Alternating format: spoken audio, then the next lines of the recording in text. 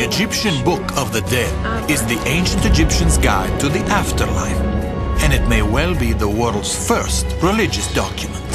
The Book of the Dead was a kind of guidebook for the deceased, and a book of spells to aid the deceased in his journey through the afterlife and the process of becoming immortal.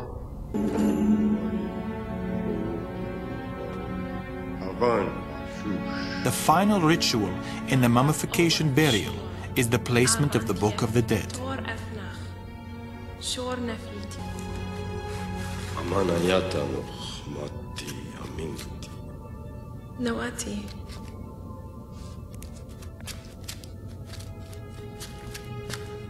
The dead person has a goal in the underworld, to reach the Field of Reeds or Field of Offerings, a blessed place where the deceased can live for eternity.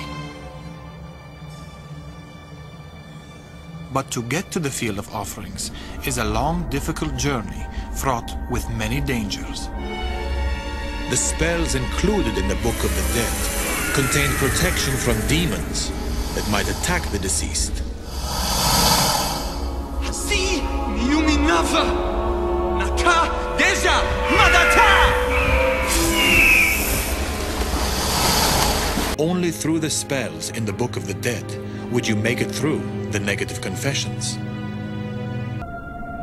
Ani faces each god detailed in the Book of the Dead, gods with terrifying names like Swallower of Spirits and Breaker of Bones. Awasif Pira Miana Anish Anata.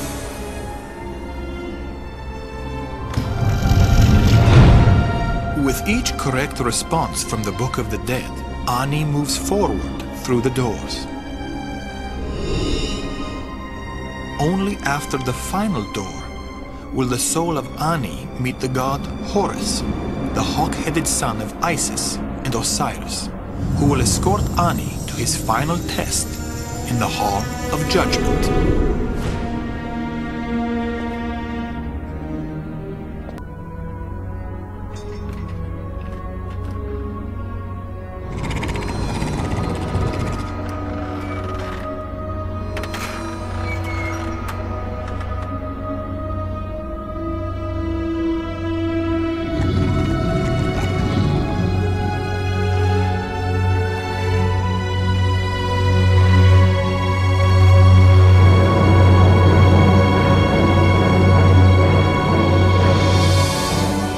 The scroll of Ani helps its owner finally pass the weighing of the heart in the Great Hall of Judgment.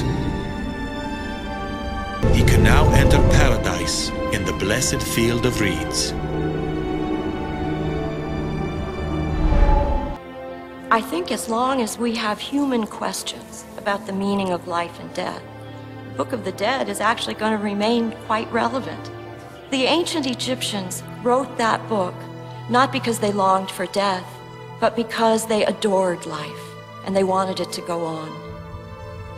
The Book of the Dead imagines that the most blessed place you could be is right here on earth,